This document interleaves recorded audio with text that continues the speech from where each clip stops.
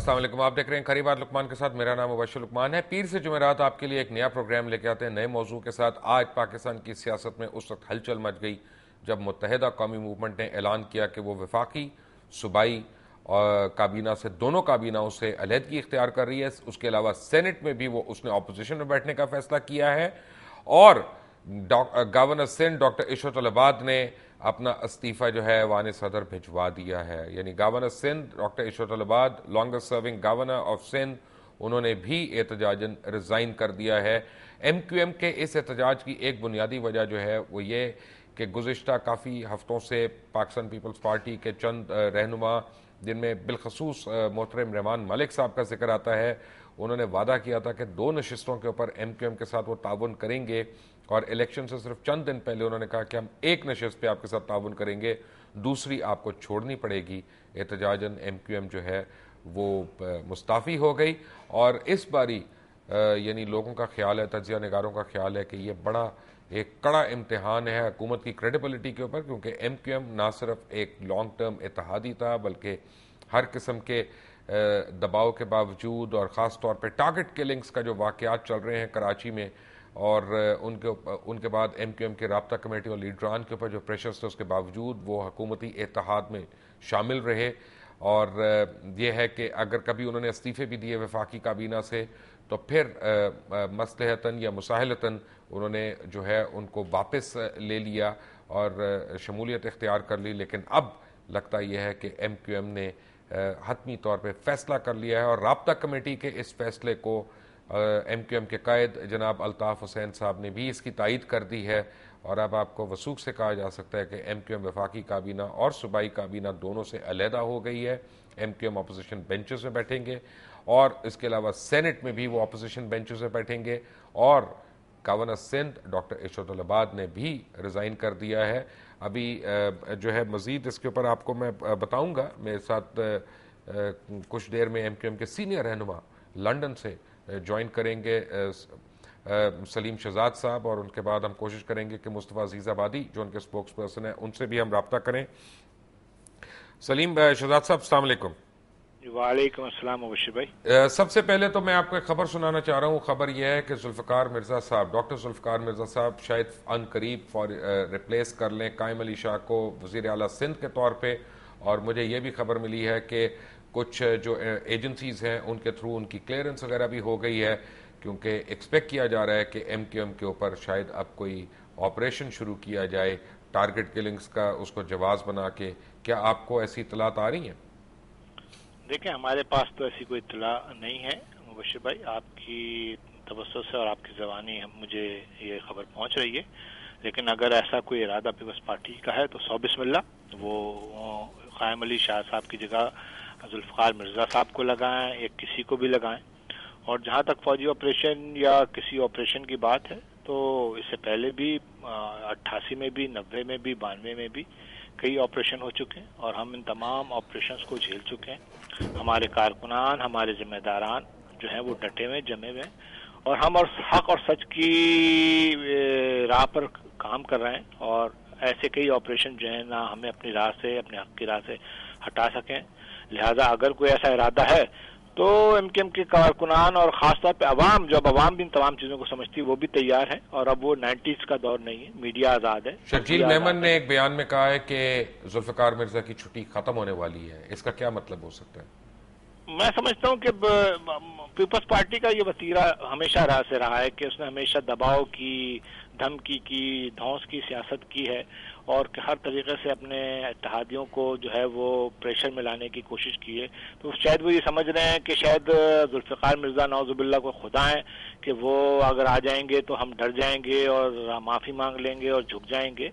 ऐसी कोई बात नहीं है। इससे पहले 2 दफ़ा हमने सिर्फ जमहूरियत की खातिर और इनके वादे वईद को सामने रखते हुए हमने इनके कस्में और इनके वज़ीर आज़म साहब का दौरा 90 और फिर उनकी मन्नत समाजत और फिर आसिफ अली जरदारी साहब की दरख्वास्त और उनकी एश्योरेंस पर हमने जो है 2 दफ़ा जो है वो इनकी बात मान ली थी। लेकिन एनफ इज एनफ और बात अब सलीम शहजाद साहब, मुझे एक बात बताएं, क्योंकि मैं खुसूसन गवर्नर सिंध के हवाले से एक बात करना चाहूँगा कि गवर्नर सिंध डॉक्टर इशरत अल-अबाद जो हैं गुज़िश्ता 3 सालों में ख़ास तौर पे उनका रोल बड़ा अहम रहा है कि जब भी कराची में टारगेट किलिंग्स हुई या वाक़यात हुए जिसमें कोई सियासी अनासर मुलव्वस हो सकते हैं, तो उन्होंने फौरी तौर पे गवर्नर हाउस के अंदर ही ANP, पीपल्स पार्टी और MQM तीनों इत्तेहादी जमातों को बुला के अफ़ाम व तफ़हीम से मसाइल हल कराए। 12 मई के बाद अगले दिन ही जिस तरह वो JUI के लीडर्स को जाके खुद उनके घरों पे मिले, उन्होंने काफ़ी एक बैलेंसिंग एक्ट किया हुआ था, उन्होंने काफ़ी ठंडा रखा हुआ था वहाँ पे माहौल को। तो गवर्नर सिंध जब अगर आप वो स्टेप डाउन होते हैं तो क्या आपको नहीं लगता कि हालात काबू से बाहर हो जाएंगे? नहीं, मैं समझता हूं कि हालात को काबू में रखना अब हुकूमत की जिम्मेदारी है, और अगर हालात काबू से बाहर होंगे तो ये भी पीपल्स पार्टी ही क्या नाम है, अगर चाहेगी तो हालात को कंट्रोल करे या हालात को खराब करे। क्योंकि गवर्नर साहब ने अपने पूरे दौर में जितना चाहा, जिस तरीके से कोशिशें की, उन्होंने माहौल को साजगार बनाने के लिए हर मकतबा फिक्र, हर फिरके और हर लोगों से क्या नाम है बातचीत की और कोशिश की कि जो है माहौल जो है सही रहे। लेकिन चूंकि वो MQM के नामजद करदा गवर्नर हैं और जो कि MQM ने वफाक और सूबे दोनों से जो है वो अपोजिशन में बैठने का फैसला किया है, तो अब कोई जवाब नहीं रहता कि गवर्नर जो है वो MQM का वहाँ रहे और एक छाप हम पे लगी रहे कि साहब हमने जो है वो सिर्फ दिखाने के लिए वफाक और सूबे से जो है वो अपनी इत्तेहादी जमात से जो है वो रिश्ता तोड़ लिया है और हम अब अपोजिशन बेंच में बैठ गए। जब हम अब हमने जो फैसला किया है वो मुकम्मल तौर पर फैसला किया, हर सतह पर जो है हमारा कोई राब्ता, कोई इत्तेहाद की सूरत में नहीं रहेगा। सलीम शहजाद साहब, आप मेरे साथ रहिएगा। आप तो इस वक्त टेलीविजन की स्क्रीन नहीं देख सकते, लेकिन नाजरीन देख रहे हैं और मैं आपको दिखाऊं कि मेरे सामने ये, मैं सफ़ों के तादाद नहीं बताऊंगा, लेकिन मैं आपको ये बता सकता हूँ तकरीबन कोई ये 25 से 30 किलो वज़न के कागजात हैं। ये भी सारे मेरे पास पड़े हुए हैं और ये उन हलकों के आज़ाद कश्मीर के जहाँ पे जाली वोट्स का इंदराज है। लाखों की तादाद में जाली वोट्स आज़ाद कश्मीर के अंदर अभी डाले गए हैं। और अगर आपको याद हो तो कुछ अर्सा पहले खुद मैंने एक पिटिशन में ऑनरेबल सुप्रीम कोर्ट से रिक्वेस्ट की थी। उसके बाद पाकिस्तान तहरीक इंसाफ ने भी उस पिटिशन को ज्वाइन किया था और सुप्रीम कोर्ट के चीफ जस्टिस जनाब इफ्तिखार चौधरी ने हुकूमत को कहा था कि 3,71,72,000 वोट सिर्फ पाकिस्तान के अंदर जो बोगस और जाली हैं उनको फौरी तौर पे उनको खारिज किया जाए। लेकिन हुकूमत ने अभी तक इलेक्शन कमीशन की जो क़याम है उसके अंदर ताख़ीर से काम ले रही है, तातील से काम ले रही है। और एक राय ये भी है कि ये सारे झगड़े जो हैं पीपल्स पार्टी बिलखसूस और नवाज़ लीग के, वो इसलिए हो रहे हैं ताकि आम लोग या आप लोग या हम लोग ये भूल जाएं कि इलेक्शन कमीशन की किस तरह से फॉर्मेशन होनी है और इन्हीं हालात में इन्हीं जाली वोटों के साथ नए इलेक्शंस हों। मेरे साथ इस वक्त ANP के हाजी अदील भी शामिल हैं, मेरे साथ पाकिस्तान तहरीक इंसाफ के मोहतरम उमर चीमा साहब भी हैं और मेरे साथ होंगे पाकिस्तान मुस्लिम लीग नवाज के मुशाहिदुल्लाह खान साहब। आप सबका बहुत बहुत शुक्रिया। हाजी अदील साहब, आप आज MQM की अलहदगी को किस तरह से देख रहे हैं? बहुत बहुत शुक्रिया जनाब। मैं समझता हूँ कि ये एक बहुत बड़ी प्रोग्रेस है जमहूरियत की तरफ में। हमने अपनी बाज़ मजबूरियों की वजह से और हमारी चूंकि वहाँ तंजीमें नहीं है, क्योंकि हमारा एक सोच थी हमेशा कि कश्मीर की सियासत में पाकिस्तानी पार्टियों को नहीं आना चाहिए, लेकिन चूंकि अब पाकिस्तान की पार्टियां उसमें आ गई हैं, पाकिस्तान की दोनों बड़ी पार्टियों ने उसमें हिस्सा लिया है और जिस किस्म के रिजल्ट आए हैं, तो कश्मीर के अंदर यकीनन कुछ झगड़े भी हुए हैं, कोई लोग शहीद भी हुए हैं, शिकायत भी एक दूसरे के खिलाफ है। लेकिन आप देखें कि कश्मीर में जितने भी इलेक्शन हुए हैं, जितनी सीटों पे जो लोग जीते हैं, उनका फर्क चंद हजारों का है, कहीं चंद सौ का है। तो इसका मतलब ये है कि मुकाबला बड़ा सख्त हुआ और तमाम पार्टियों ने भरपूर तरीके से, खुसूसन ख्वातीन की सीट पे भी ख्वातीन ने इलेक्शन लड़ा और बड़ी कामयाबी के साथ लड़ा। पाकिस्तान मुस्लिम लीग बहुत देर से कश्मीर की सियासत में खुद आई। इससे पहले वो वहाँ की मुस्लिम कॉन्फ्रेंस को सपोर्ट कर रही थी। मुस्लिम कॉन्फ्रेंस 3 हिस्सों में तकसीम हो गई, एक मुस्लिम कॉन्फ्रेंस रही, एक पीपल पार्टी में शामिल हो गया और एक गिरोह पाकिस्तान मुस्लिम लीग में शामिल हुआ। लेकिन इस शॉर्ट टाइम में भी पाकिस्तान मुस्लिम लीग ने 8 सीटें जीती हैं और जिन सीटों पर उन्होंने शिकस्त खाई है उस पर भी काफी वोट लिए हैं। तो मैं ये समझता हूँ कि ये जमहूरियत की तरफ हम कह सकते हैं कि इस इलेक्शन में कुछ खराबियां भी हैं, कमजोरियां भी हैं, जो कि पाकिस्तान के इलेक्शन में रूटीन होती है। हल्का बिरादरियों की भी बात हुई है, लेकिन इलेक्शन के रिजल्ट बड़े इंकरेजिंग है और ऐसा लगता है कि एक आवाम में एक शऊर पैदा हुआ है, वो बिरादरी के तस्वर से और जाल से बाहर निकल आए हैं। उन्होंने सियासी पार्टियों को वोट दिए हैं। हाजी साहब, थैंक यू वेरी मच। हमारे साथ उमर चीमा साहब हैं। जब उमर चीमा साहब हम ब्रेक से वापस आएंगे तो ये कितने किलो है वजन, ये मैं आपके हवाले कर दूंगा। क्या ये अवाम में शऊर जागा है कि जाली वोटों का एक करिश्मा है कि आपको इतने वोटों का तनासुब नजर आ रहा है। सलीम शहजाद साहब भी हमारे साथ होंगे लंदन से लाइन पे हमारे साथ, MQM राब्ता कमेटी के मेंबर हैं, सीनियर मेंबर हैं, और फिरदौस आशिक अवान साहिबा हमें ज्वाइन करेंगी और मुशाहिदुल्लाह खान साहब भी हमारे साथ होंगे। All of that after break. Take a break. Welcome back from the break. और ब्रेक पे जाने से पहले आप ANP के रहनुमा हाजी अदील की बात सुन रहे थे, उनसे पहले आप MQM के सीनियर रहनुमा जनाब सलीम शहजाद साहब की गुफ्तगू भी सुन रहे हैं। वो हमारे साथ अभी भी लाइन पे हैं, लंदन से मौजूद हैं। इस वक्त हमें ज्वाइन किया है मुशाहिदुल्लाह खान साहब ने, सेनेटर हैं, पाकिस्तान मुस्लिम लीग नवाज से इनका ताल्लुक है। उमर चीमा साहब सेक्रेटरी इंफॉर्मेशन है, पाकिस्तान तहरीक इंसाफ से इनका ताल्लुक है। कई किलो जाली वोट हैं मेरे पास, ले लें और इलेक्शन लड़ें, जीत जाएंगे आप ये वोट लेके। मुबशर, आपको याद है कि लाहौर के अंदर जो आखिरी इलेक्शन हुआ PP 160 के अंदर, जिसमें हमारे ज़हीर अब्बास खोखर हमारे कैंडिडेट थे, उसके अंदर हमने भी 14,500 जाली वोट हमने निकाल के दिए, आइडेंटिफाई करके दिए इलेक्शन कमीशन को। एक निजी चैनल की टीम के साथ हम लोग गए, वहाँ पे जाके हमने अनअर्थ किया जो जाली पोलिंग ऑफिस बना हुआ था। इलेक्शन वाले दिन मीडिया के लोगों ने दिखाया कि सरकारी अफसर जिस तरीके से ठप्पे लगा रहे थे, लेकिन उसके बाद भी आपने देखा कि इलेक्शन कमीशन के कान पर जूं नहीं रही। 3 साल हम इंतजार करते रहे कि ये वो जमातें हैं जो आज जो शोर मचा रही हैं, माजी में भी होता रहा। हम भी 15 साल से जो सियासत के अंदर देख रहे हैं कि आज़ाद और खुद मुख्तार इलेक्शन कमीशन नहीं है, जाली वोट, जाली डिग्रियां, जाली सर्टिफिकेट्स, और जिस तरीके से पैसे की रेल पे लिए जाली डोमिसाइल, अब मारवी मेहमान आ रही है आपके पास, जाली डोमिसाइल के साथ आ रही है। जाली कोई भी चीज हो, डेफिनेट डिसऑनेस्टी किसी किस्म की भी हो, वो एक्सेप्टेबल नहीं हो सकती। लेकिन मैं आपसे बात कर रहा हूँ, उनका डोमिसाइल चेंज होगा, कैंसिल होगा, वो एक अलग चीज है। आप देखें, जो इम्पोर्टेंट चीज़ है वो ये है कि ये जो जमातें 3 साल से पार्लियामेंट में बैठी नहीं, जो आज आज़ाद कश्मीर के इलेक्शन के ऊपर शोर मचा रही हैं, हम काफ़ी अर्से से कह रहे हैं, और अभी आपने खुद भी जिक्र किया कि हमने 3 साल इंतजार करने के बाद मजबूरन फिर हमने जाके सुप्रीम कोर्ट को कहा कि नादरा कह रहा है कि 44-45% अगर वोट जाली है, जाली डिग्री है, तो ऐसी पार्लियामेंट को आप कैसे जो है जायज करार दे सकते हैं। इससे पहले आपने गैर आईनी तरीके से इलेक्शन करवाया, उसको भी लेजिटिमाइज कर दिया, और फिर उसके बाद जो मुफाहमत के ऊपर नाम पे जो मुनाफिकत की सियासत हुई वो आपके सामने। मुशाहिदुल्लाह साहब, कल मैं झलकियां देख रहा था दुनिया न्यूज के ऊपर, वहाँ रहमान अजहर और जामी हमारे 2 बड़े सीजन्ड न्यूज एंकर्स हैं, वो दोनों साहिबान जब वहाँ से आज़ाद कश्मीर से कवरेज कर रहे थे, तो मैं देख रहा था कि कुछ लोग अपनी जीत की खुशी में फायरिंग कर रहे हैं, बदमाशियां हो रही हैं। अगर तो ये जमहूरियत है मुशाहिदुल्लाह साहब, तो फिर इसमें और आमरीत में क्या फ़र्क रह गया? बंदूकों पिस्तौलों से ही डराना है फायरिंग करके। तो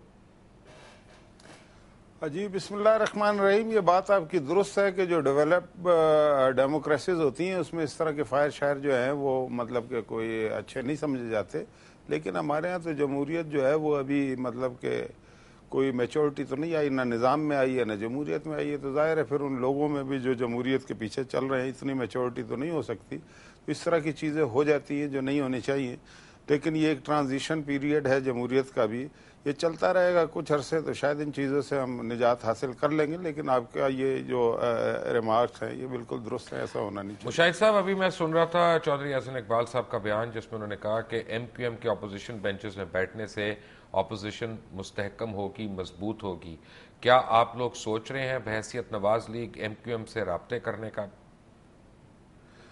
जी देखें, बात यह है कि इसमें तो कोई शक नहीं है कि जब वो अपोजिशन में आएंगे तो खासी बड़ी तादाद है, 25 के करीब उनके नेशनल असम्बली के मेंबर हैं और उनके सेनेटर्स भी हैं, तो जाहिर है अपोजिशन को तक़वियत तो मिलेगी उससे।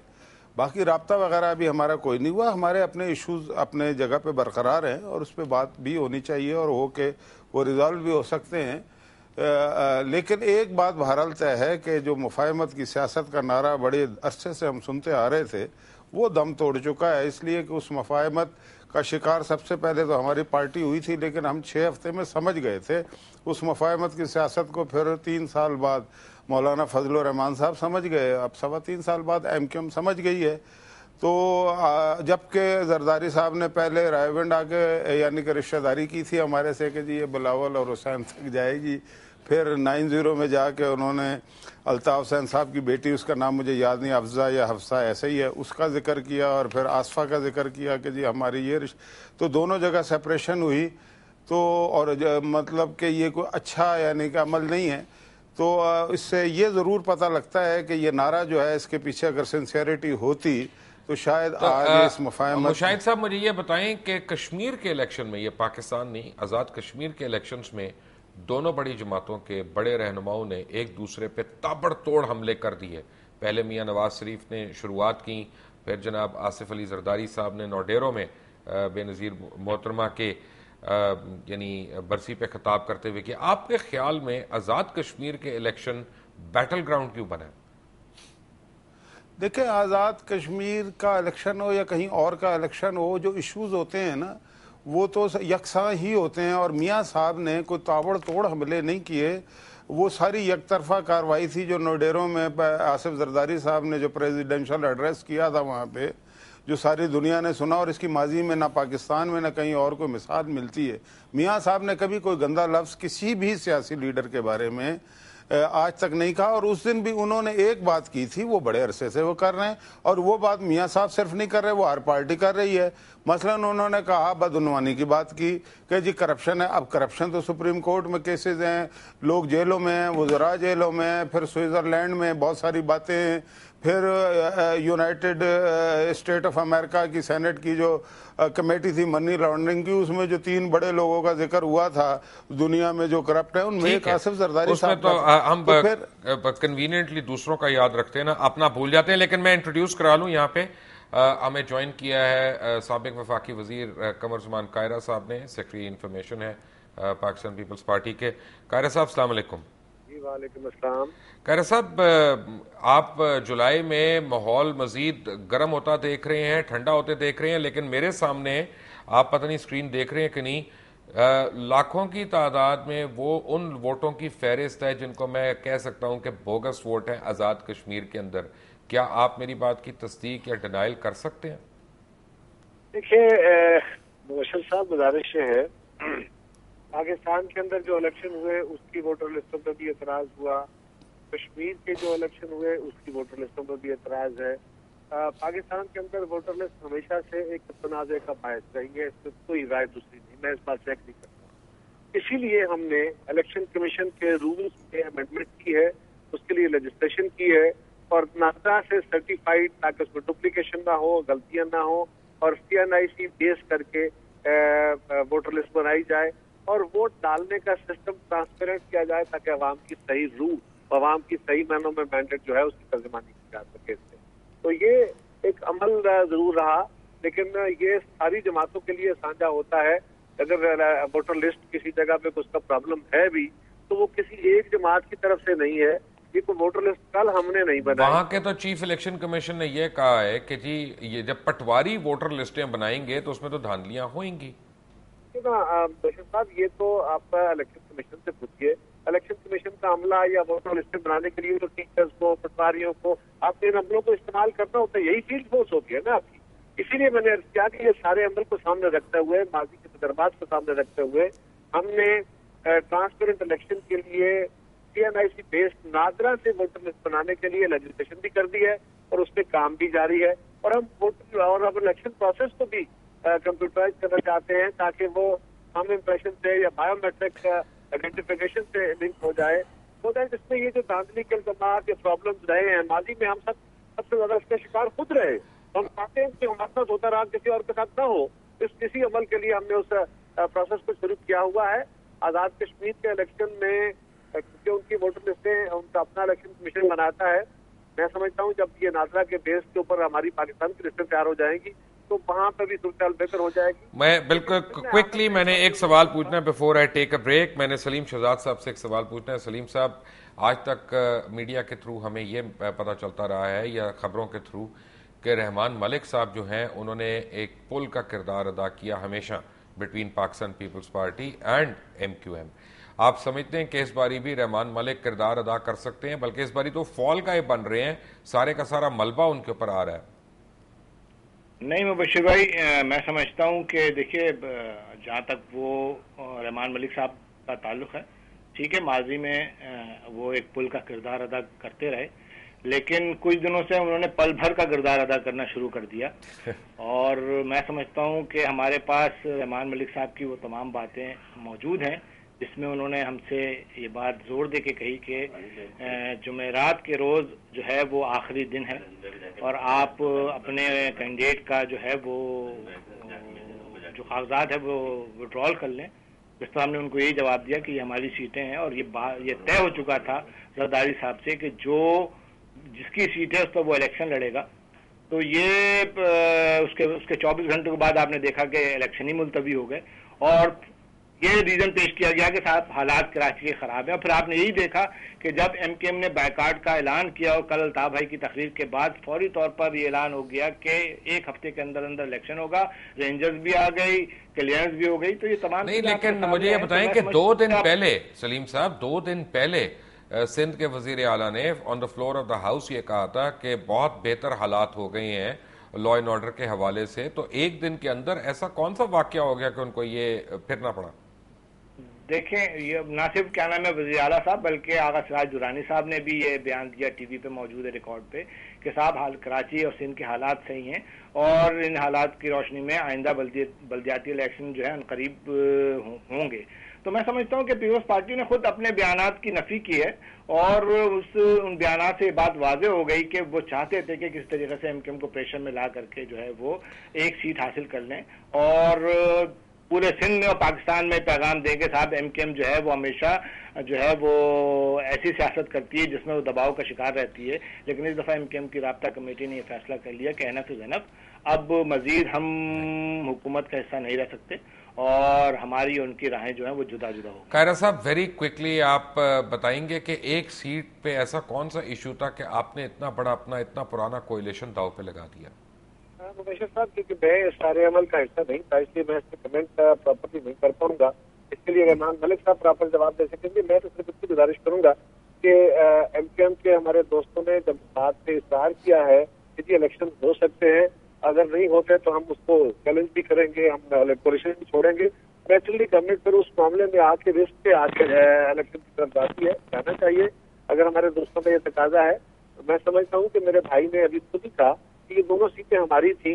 पहली बात तो ये कि सीटें तो किसी की नहीं होती, वहाँ पे अपने कैंडिडेट देने होते हैं। तो ये 2 सीटों पे तो खुद तस्लीम कर रहे हैं, अगर 2 सीटें इनकी थी तो 2 सीटें तो उनके ऊपर इलेक्शन हो जाएगा, बाकी इलेक्शन तो अपनी जगह हो गया। अब इनका तो क्लेम भी 2 सीटों का है, ओके चले बिस्मिल्लाह से ही हफ्ते बाद इलेक्शन हो जाता है। लेकिन मुबशिर साहब, एक बात मैं जरूर वाज़ेह करना चाहूंगा कि जिस तरह ये बात कही जा रही है, मियाँ साहब ने आजाद कश्मीर के अंदर बड़ी कैंपेन की है, एक कंस्टिट्यूंसी में गए हैं, उन्होंने मियाँ शहबाज शरीफ साहब गए हैं, उन्होंने जाके अपना बहुत बड़ा जोर से बयान किया हुकूमत के वो सारे कारनामे। मैं अपने भाई से तजाद में नहीं जाऊंगा कि इस मुल्क के अंदर मियाँ साहब के अगर बेटों के बारे में जो बातें हो रही हैं कि 500 मिलियन पाउंड स्टर्लिंग के उनके जो असासे बन रहे हैं, जो उनके जो फ्लैट बने हुए हैं, या जो सऊदी अरब में उनकी एम्पायर खड़ी हुई है, वो कैसे हुए चले, ठीक है, वो बड़े नेकनाक लोग हैं, मैं उस पर नहीं जाता। लेकिन मुझे सिर्फ ये कहना है कि उनके उस सारे एजेंडा को जो वो एक मफरूजा लेके चलते हैं, मियाँ साहब इस ख्याल में है कि लोग उनके साथ खड़े हो गए हैं। आजाद कश्मीर के इससे पहले गिलगित बल्तिस्तान के लोगों ने उसको मुस्तरद किया था और अब आजाद कश्मीर के लोगों ने उसको कम्प्लीटली मुस्तरद किया है। मियाँ साहब को टोटल 3 सीटें मिली है। राजा फरूख साहब 2 सीटों पे जीते हैं। आजाद कश्मीर के अंदर सिर्फ 3 जगहों पे 3 कॉन्स्टिट्यूंसी उनके बेसिकली कैंडिडेट उनके कामयाब हुए हैं और वो भी वो लोग हैं जो मुस्लिम कॉन्फ्रेंस से तो तोड़े गए लोग हैं और वो अपने अपने फिलॉसफी को देख ले, वो लोगों के साथ पास गए हैं।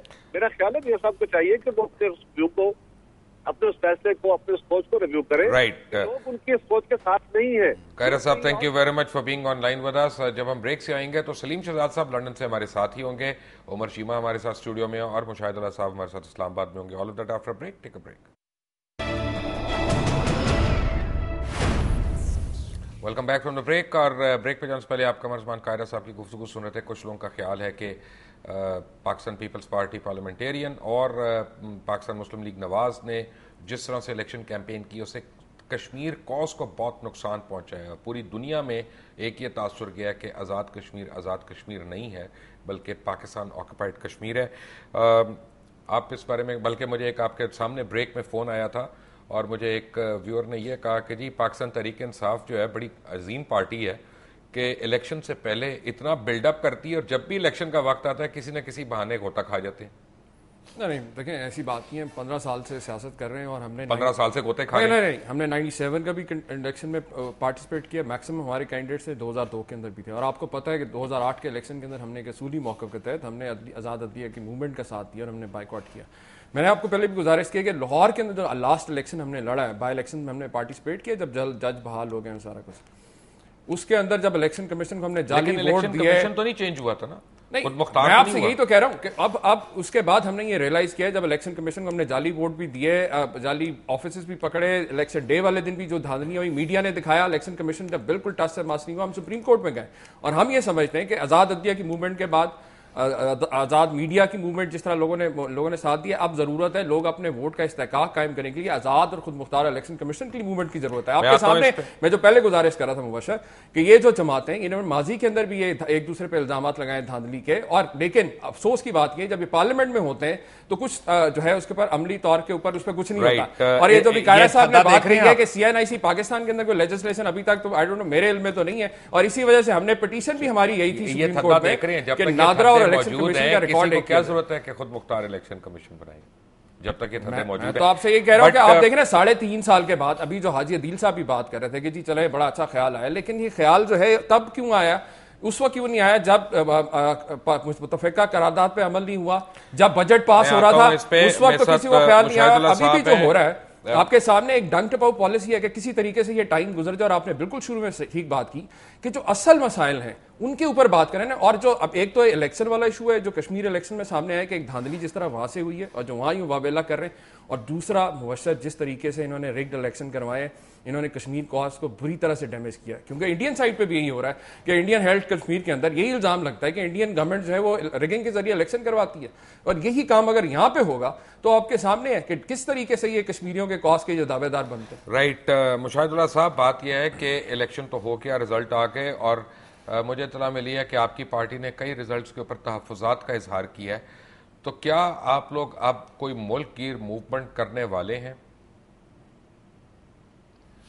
देखें, बात यह है कि पहली बात तो ये कि ये जो बात हो रही है कि जी हमने कश्मीर काज को नुकसान पहुंचा दिया है, बात यह है कि 41 साल 41 ईयर्स से पीपल्स पार्टी कश्मीर में इलेक्शन लड़ रही है। हमें 41 दिन भी नहीं हुए वहाँ पे अपनी पार्टी फॉर्म किए हुए। तो उस लिहाज से अगर देखा जाए तो मैं ये समझता हूँ कि जितनी बड़ी तादाद में लोगों ने हमें वोट दिए हैं वो सबके सामने, सीटें भी हमें वहाँ पे मिली हैं। लेकिन जहाँ तक देखें, मैं इससे, आप भी समझते हैं इसको, ये जो वजारत अमूर कश्मीर है ना, इसका बड़ा ही अमल दखल होता है। और ख़ास तौर से इस वक्त जो उसके वजीर हैं वट्टू साहब, वो इन कामों के बड़े माहिर समझे जाते हैं। माजी में भी उन्होंने बड़े बड़े कारहाय नुमायाँ धांधली के इशूज़ पे उन्होंने यानी कि सर अंजाम दिए हैं, जिसकी वजह से उन्हें बहुत सारी चीज़ों से नवाजा भी गया है। तो अभी वहाँ पे न सिर्फ हम, वहाँ पे जमात इस्लामी भी है, दीगर पार्टियां भी हैं।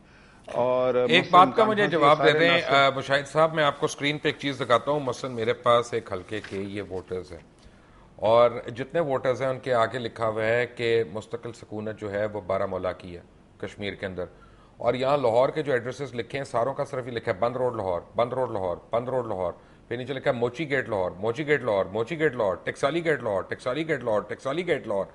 किसी का पता नहीं है, किसी का पता नहीं है कि अगर मैंने वेरीफाई करना हो कि ये वोटर है या नहीं है, ये जिंदा है, मुर्दा है, एग्जिस्ट करता है, कभी था भी कि नहीं था, तो कोई नहीं है। ऐसी लिस्टें, और ये अगर आप मेरी स्क्रीन पे देखें तो ये लाखों की तादाद में वोट्स पड़े हुए हैं। मुझे आप ये बताएं, ऐसे में आपकी जीत का या किसी की भी जीत का किस तरह से तयन किया जाएगा?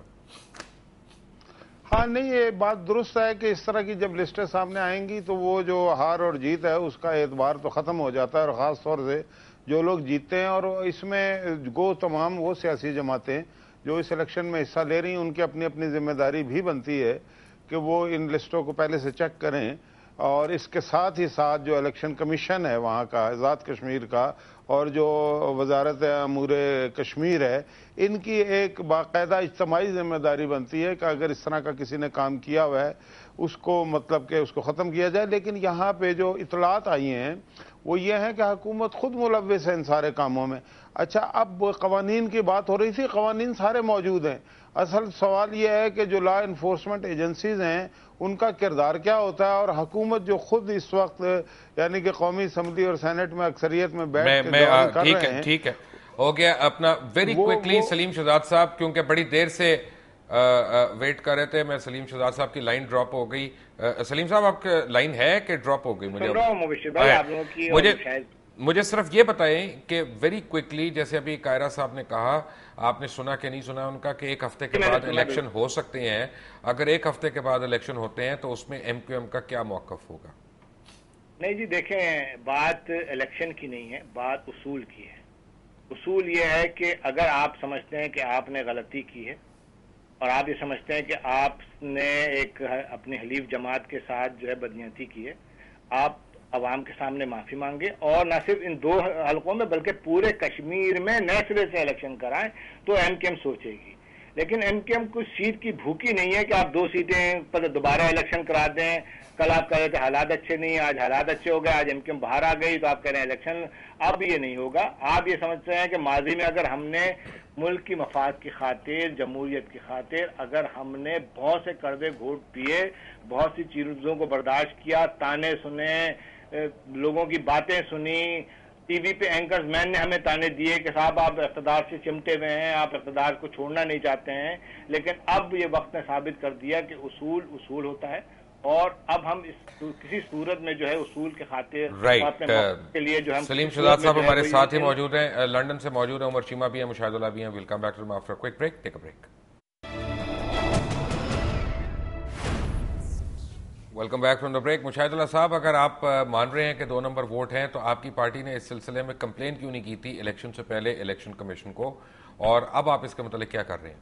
देखिए, मैंने तो गुजारिश की ना कि हमारे तो 40 दिन भी नहीं हुए ना इसमें पार्टी बनाए हुए, अभी पार्टी भी हमारे प्रोसेस में है। ये तो एक वैसे ही जाके सामने लिया और वहाँ पे ओपनिंग बहुत ज़्यादा मिली है, हमें बेपनाह वोट मिले हैं, अगर वो को हम हारे भी हैं। और मैं पूरा मेरा शरह सदर है, इसलिए कि इस वक्त जो पीपल्स पार्टी की कंडीशन है उस लिहाज से उन्हें इतनी सीटें मिलने का कोई जवाब और सवाल था ही नहीं वहाँ पे। और ये बातें आ जाएंगी, एकदम नहीं पता लगती। और मुझे मेरे जर्नलिस्टों से जिन्होंने वहाँ पे कवर किया उनसे भी बात हुई, दीगर लोगों से, वो कह रहे हैं इन्होंने गड़बड़ की है काफ़ी लंबी चौड़ी। अब वो क्या की है क्या नहीं की, इसकी ये जो ठोस सबूत जो हैं एकदम मिलते नहीं है इलेक्शन के, लेकिन मिलते ज़रूर हैं। वो मिल जाएंगे 2-4-5 दिनों में। कुछ लोग हाई कोर्ट में रिट कर रहे हैं, वहाँ पर जमात इस्लामी भी जा रही, दीगर लोग जा रहे हैं, तो उसको हम देखेंगे ज़रूर कि उसमें क्या किया जा सकता है। लेकिन मैं फिर भी ये कहूँगा कि आप ये देखिए कि 40 दिन पहले की बनी हुई पार्टी जो है उसने जिस वसी पैमाने पर वोट लिए हैं, और फिर आप ये देखिए कि पंजाब में हमारी हुकूमत ने गैर जानिबदाराना रोल प्ले किया, जिसका सबूत यह है कि हम कई सीटें पंजाब में भी हारे हैं। वरना इस तरह के इलेक्शन में अगर हुकूमत मुलव्विस हो जाए सूबाई, तो फिर कोई दूसरा एक भी सीट नहीं जीत सकता। तो इस बात से भी इन्हें सबक हासिल करना चाहिए था। वेरी क्विकली उमर चीमा साहब, आप अर्ली इलेक्शंस देख रहे हैं कि टाइम पे देख रहे हैं? लेकिन जी, हमने तो इसीलिए 3.5 साल के अंदर जब भी हमने इनकी परफॉर्मेंस और जो हालात काम के आज सामने, हमने ये चीज़ को रियलाइज़ करते हुए इमरान खान साहब ने, तहरीक इंसाफ ने ऐलान कर दिया हुकूमत हटाओ मुल्क बचाओ, क्योंकि हम समझते हैं कि मिड टर्म इलेक्शन ही वाहिद रास्ता है। और उसके लिए हमने चीफ जस्टिस से भी रिक्वेस्ट की है कि आप जो है केयरटेकर गवर्नमेंट भी खुद बनाएं, क्योंकि इन्होंने 18वीं तरमीम के अंदर जो इन्होंने मुकम्मल जो किया है कि सदर को इख्तियार दे देंगे वो केयरटेकर गवर्नमेंट बनाए, और सदर वो जो 2 ओहदे भी जिसके पास है, तो किस तरीके से जो आप ख्याल किया जा सकता है फ्री एंड फेयर इलेक्शन होगा। दूसरा हमने जो मुतालबा किया वो ये कि फ्री एंड फेयर इलेक्शन के लिए इंडिपेंडेंट ऑटोनमस इलेक्शन कमीशन होना चाहिए, नए इलेक्टोरल रोल्स के ऊपर हो, ताकि जो ये 3.5-4 करोड़ वोट है ये निकाला जाए, और जो नया नौजवान जो नया वोटर है, तकरीबन 4 करोड़ के करीब वोटर है, क्योंकि हर साल 40 लाख नया नौजवान जो है वो नया वोटर बन ठीक है, वो तो उनको हक मिलना चाहिए। और मैं आपको एक बात बताऊं, मैं ये कहता हूं कि इस वक्त तमाम नजरियात को एक तरफ रख के तमाम सियासी जमातों को एक पॉइंट के ऊपर कोशिश करनी चाहिए। अगर वाकई ये कहते हैं कि इलेक्शन की वजह से ये जो सारा आपस में इनका तनाव पैदा हुआ है, कोई और प्रेशर टैक्टिक्स नहीं है, तो इनको अमली तौर के ऊपर सलीम शहजाद साहब, वेरी क्विकली 1 मिनट में, क्या आप अर्ली इलेक्शंस देख रहे हैं? देखें मुबशिर भाई, मैं ये समझता हूँ कि इस मुल्क की बका सलामती, इस मुल्क के अवाम के मसाइल का हल मिड टर्म इलेक्शन या कोई इलेक्शन नहीं है। असल बात यह है कि मुल्क के अवाम के मसाइल हल हो, मुल्क से दहशतगर्दी ख़त्म हो, मुल्क में जो है वो बेरोजगारी ख़त्म हो, लोड शेडिंग ख़त्म हो, मुल्क की तमाम सियासी जमातें जैसा आपने कहा एक 1 पॉइंट एजेंडे पे मुत्तहिद हो जाएं और सिर्फ मुल्क की सलामती बका के लिए, चाहे वो मिड टर्म इलेक्शन में हो या इसकी मुद्दत पूरी होने पर हो। लेकिन इस वक्त मुल्क शदीद खतरात में घिरा हुआ है, लिहाजा तमाम सियासी जमातें अपने इख्तलाफात बुलाएं, आए बैठें और जो गलत कर रहा है उसको गलत कहें, जो सही कर रहा है उसको सही कहें। आप समझते हैं कि कराची के हालात इस बेहतर हो जाएंगे कि आप, क्योंकि आप हुकूमत में नहीं रहेंगे तो मजीद वहां पे किलिंग शुरू हो जाएंगी? देखें, कराची के हालात बेहतर हैं। कराची में इतने बड़े शहर में अगर कोई कत्ल हो जाता है जाती दुश्मनी पर, कोई लड़ाई झगड़े में कत्ल हो जाता है, कोई सेक्रेटेरियन कोई दूसरी चीजों पर अगर कोई हो जाता है तो 4 लोग मर जाते हैं। पंजाब में लोग मरते हैं, बलूचिस्तान में लोग मरते हैं, सरहद में लोग मरते हैं, हर जगह 2, 4, 6, 8, 10 लोगों का कत्ल होता है। लेकिन सिर्फ कराची को फोकस कर करके अगर ये टिकट चल जाए कि आज 8 लोग मर गए, आज 10 लोग मर गए, ये इस शहर में आज से पहले कई सालों पहले भी इस तरीके से क्या नाम है कत्लेआम होता था, लोग मरते थे। कराची का अमन उसी सूरत में बहाल रह सकता है जब नियतें साफ हों, जब चाहे वो अपोजिशन के लोग हों चाहे वो हुकूमती लोग हों, अगर उनकी नियतें साफ हों और वो चाहते हैं कि शहर में अमन कायम रहे तो अमन कायम रह सकता है। लेकिन अगर किसी को कुचलने के लिए, किसी के खिलाफ इंतकाम लेने के लिए, किसी को दबाने के लिए अगर कोई ऊंचे हथकंडे इस्तेमाल किए जाएंगे तो हालात खुद ब खुद खराब हो जाएंगे। सलीम फिजा साहब, thank you very much. Umar Cheema साहब, आपका बहुत बहुत शुक्रिया, और सेनेटर मुशाहिदुल्लाह खान साहब आपकी मेहरबानी, और कायरा साहब आपका भी शुक्रिया, आपने हमें ज्वाइन किया था, और हाजी अदील साहब आपका भी शुक्रिया। मैं चलते चलते सिर्फ एक बात आपको बताता चलूं कि ये जो फॉल आउट है इसके पीछे 2 लोगों के नाम खास तौर पे आ रहे हैं। एक इंटीरियर मिनिस्टर रहमान मलिक और दूसरा मोहतरमा फरियाल तालपुर साहिबा। इन दोनों का मतलब कहा जा रहा है कि इन्होंने MQM की क़यादत से मुख्तलिफ औकात पे मुख्तलिफ दिनों पे वादे किए थे कि उनको सपोर्ट किया जाएगा या कोalition को सपोर्ट किया जाएगा 2 सीट्स के इलेक्शंस के ऊपर, और 4 दिन पहले उन्होंने कहा कि नहीं, हम सिर्फ 1 सीट पे करेंगे और दूसरी सीट हमें दे दें। उसकी वजह से आज शाम को MQM ने नेशनल असम्बली यानी वफाक और सूबे से दोनों से हुकूमतों से अलहदगी इख्तियार कर ली। सेनेट में भी अपोजिशन बेंचेस में बैठने का फैसला किया और गवर्नर सिंध इशरत ने भी इस्तीफा भेज दिया। आने वाले दिनों में सियासी अखाड़ा गर्म हो रहा है। अंटिल टुमारो, अल्लाह हाफिज़।